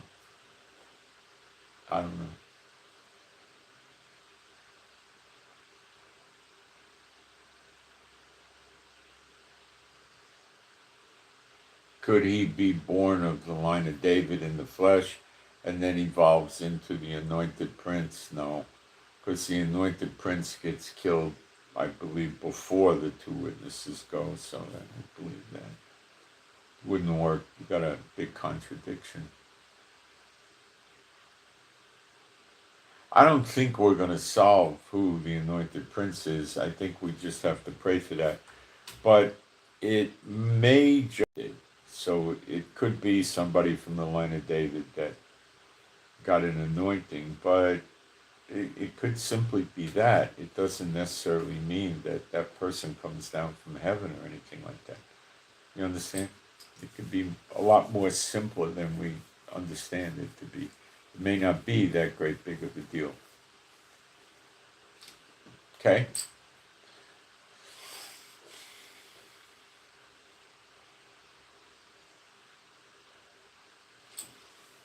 I'm not buying the Elijah having a son and starting a lineage of Elijah, because we have nothing on that. We don't really know much about him at all. Nor do we know much about Melchizedek. and also Enoch. The Book of Enoch is an odd book, and a lot of people say it contradicts itself, and there's more than one Book of Enoch. And I'm not so sure. The church is high on it. The false believers like it, so it's probably no good. But I have to, I read it many times. The older one. There was some character about 20, 30 years ago wrote another book of Enoch. I don't even pay. I did read it. It's junk. The one that was published by Oxford Publishers around 1913 or 1917 would be the more legit one. And it has a lot of fantastic revelations, but are they real? And I could look at it again one day. I have copies of it. I don't know. I don't know. I read it several times, and I don't remember. But maybe I wasn't looking for it at the time. I have to look at it with if Elijah's in there. Hey, we can do that real quick. Hold on. That shouldn't be hard to find.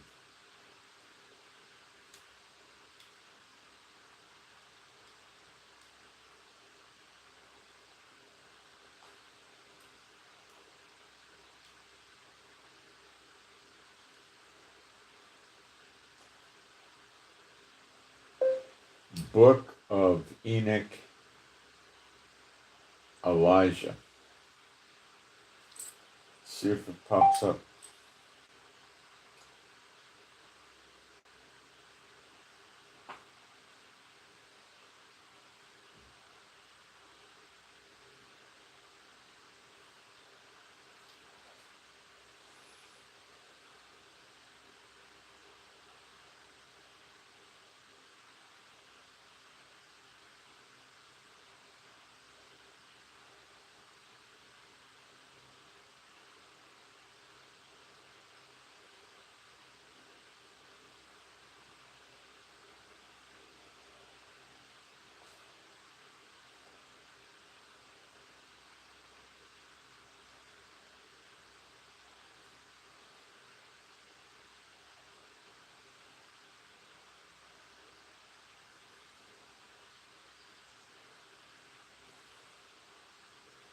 I'm not seeing anything in the book of Enoch about Elijah.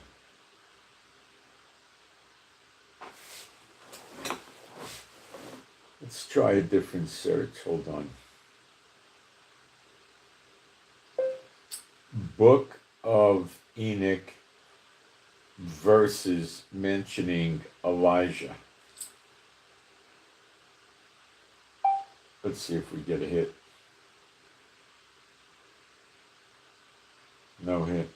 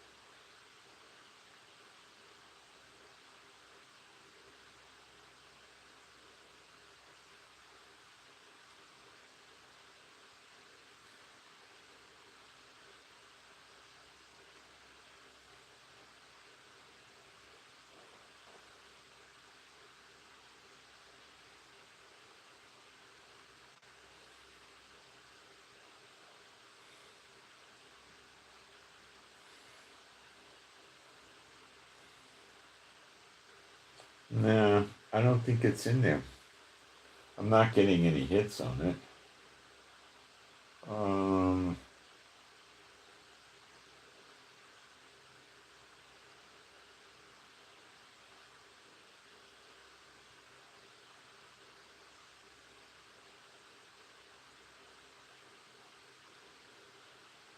no.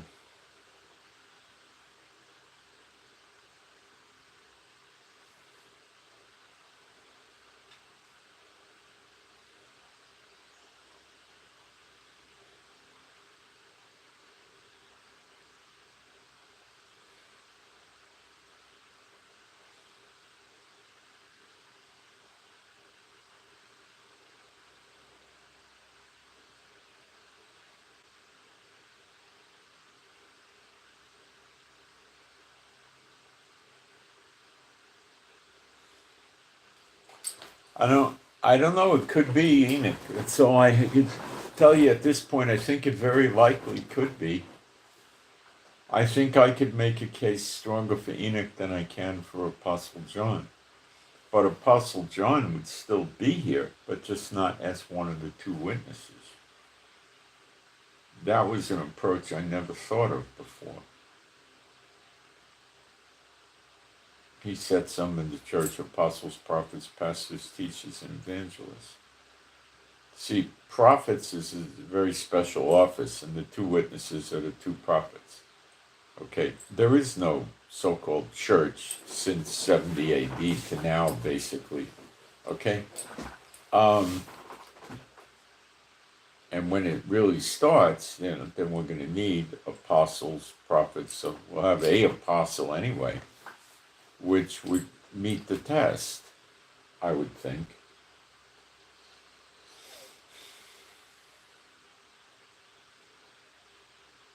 But then on the other hand, if Apostle John was one of the witnesses, he could also be an apostle. But on the other hand, from that, so to speak, how could he run around and do all the things that the two witnesses are going to do it, and at the same time be serving as an apostle, planting congregations, raising them up? And in this case, it would probably, well, we see him with Elijah, the other witness, burning up the enemies, right?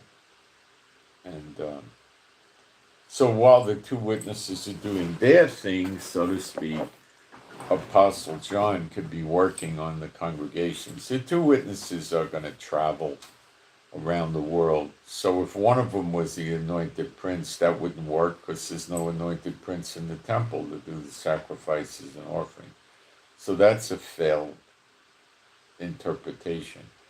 And how could the two witnesses be in two places? They're doing things around the world, and somebody has to nurture the believers and people.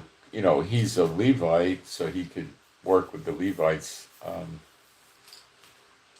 And he has an anointing of an apostle. So this is all new to me just a few hours ago. But I think the Lord showed it to me for a reason, and this is likely a better interpretation than just saying Apostle John, although he is likely going to be here. I would say still, I expect him here. Don't think he ever died. He got there by everlasting life. He wasn't taken to heaven as far as I know, and then sent back down. There's only two that would be that way.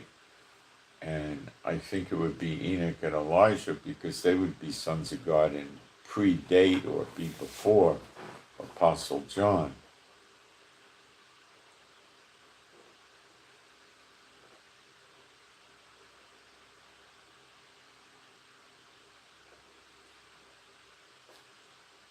John the Baptist was not Elijah. He said so. And it said, Yeshua said he had the spirit of Elijah.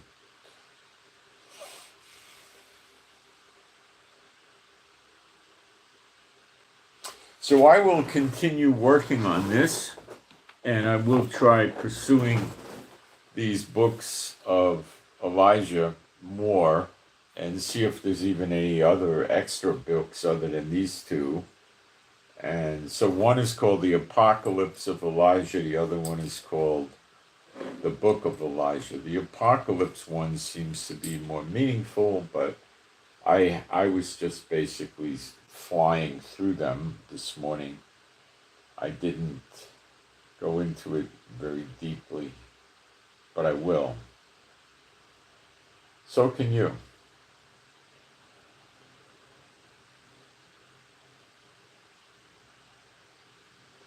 Well, you're saying pray for my husband and my family. Okay, we'll be happy to. What do you want the prayer to be? I don't know what you want me to pray for.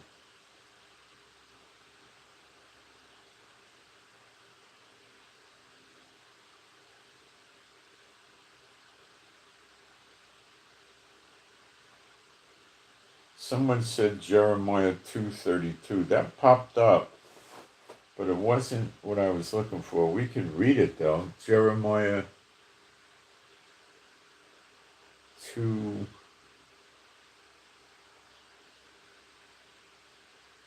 What was the verse again?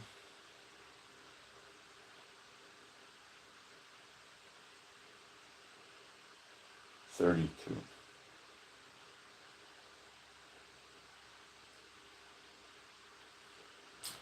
Can a man forget her ornaments? Can a maid forget her ornaments, or a bride her attire? Yet my people have forgotten me, days without no. Yeah, we know that. We also know he stopped up their ears and blinded their eyes. And we also know it's a 2,000-year punishment from Hosea 6, 1 and 2. So they don't stay that way. Okay, let me go back in the chat.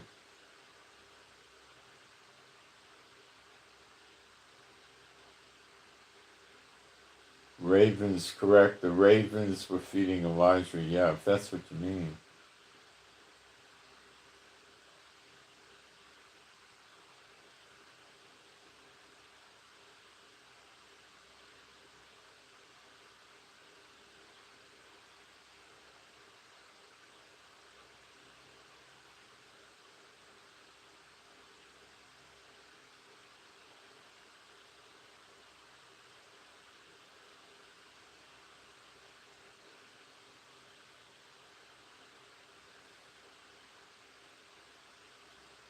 Nobody cares about the Pope here, you're right.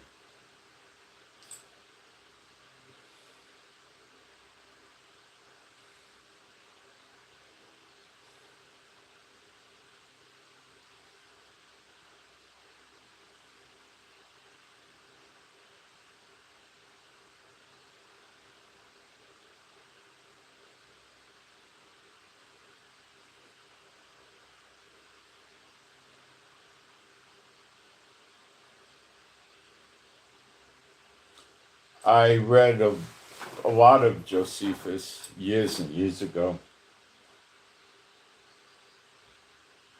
Not a lot, a bunch. I don't know. I read parts of it. I never read all his works. Cover to cover, I never did it. No. Well, I suppose I gave you food for thought today.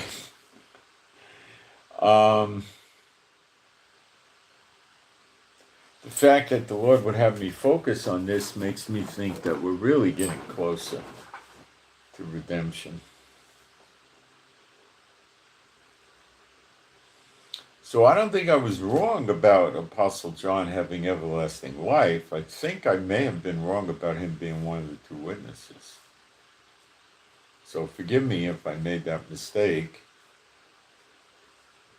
And I ask the Lord to forgive me and correct me. So I got corrected. And I believe he corrects me when it's the right time. So I'll continue looking into this for sure. But it looks like it's probably Enoch, who we don't know much about.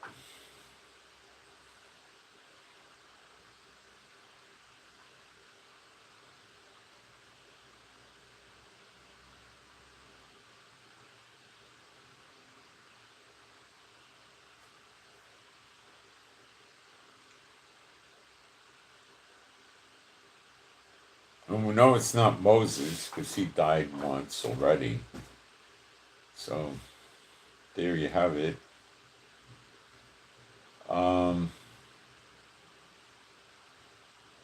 Some of you will be mad at me, I'm sure, and I can't help that. I'm sorry. All right. So I'm Moshe. Pray for me and my wife. Pray for our peace, safety, protection, joy, healing. Pray for our finances. Pray for our animals and pets, which are all rescues, to be happy, healthy, and whole.